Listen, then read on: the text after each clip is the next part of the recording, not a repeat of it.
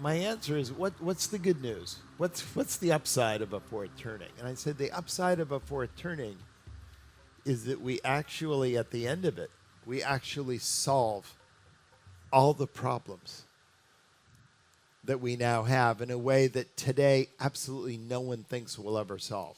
And I said, and maybe one way of saying this is, what is the worst future you can imagine?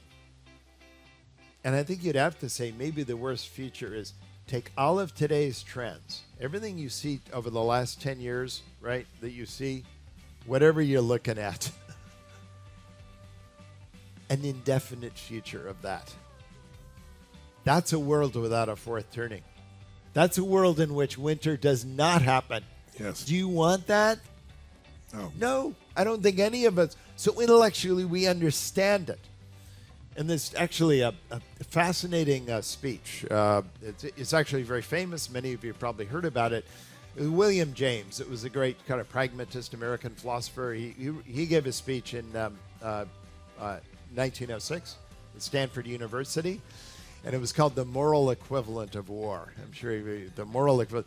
Could we ever arrange sort of kind of a practice run where we could have all the socially ennobling things about a war without actually not fighting one?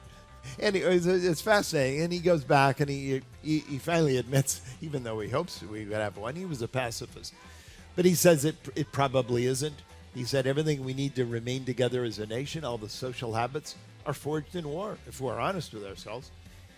Or at least in conflict of some sort. I mean, he was trying to be as broad about it as possible. That's where we learn the value of sacrificing for the sake of others.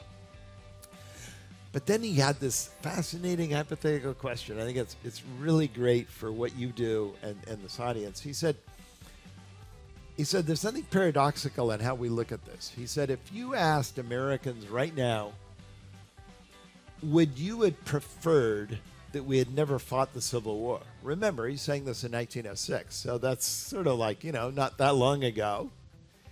And he sort of says, I'll bet most Americans would say, no, I don't prefer that we know. Because we couldn't have imagined the kind of dynamic, national, industrial, affluent America that we were by 1906 without the Civil War. Yeah. We had to fight that war to be who we were today.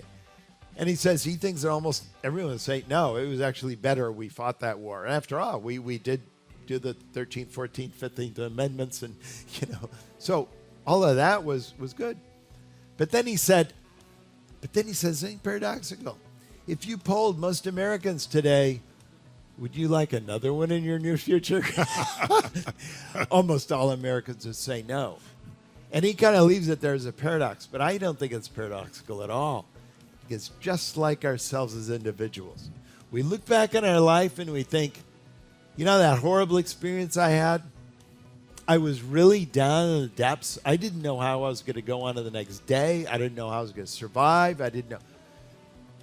I really learned so much from that. I'm a new person after that. I forced myself to change.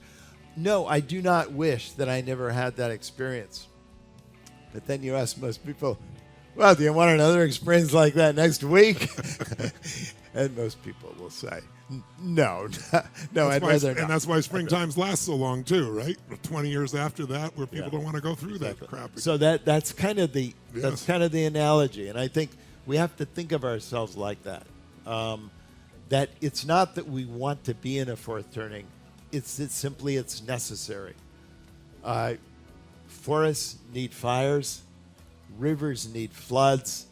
The seasons need a winter. We have to kill everything above ground so that things below ground can germinate and they will have space.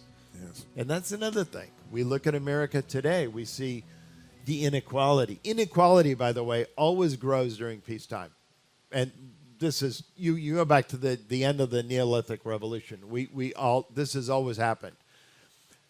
In times of peace and prosperity, inequality always gets worse. Why? Because families always want to protect their offsprings, and they're sinecures, and they all rig the laws and everything to help those who have. It always gets worse. What equalizes income? All the horrible things people don't like to talk about.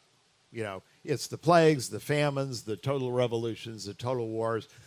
And same thing happened in the 20th century. That's when equality got much better. The 1930s, World War II, and then the high that followed. In other words, the ethos of equality after the war, these are the only times when our society becomes back to normal again. And then we can f it up again over time. Creation and destruction and creation. Creation and destruction and creation. But that's kind of how it happens. And that's kind of how it has to happen. You are a special gift to us all. You've really delivered for us, as you have for decades for so many. Let's have it for Neil Allen.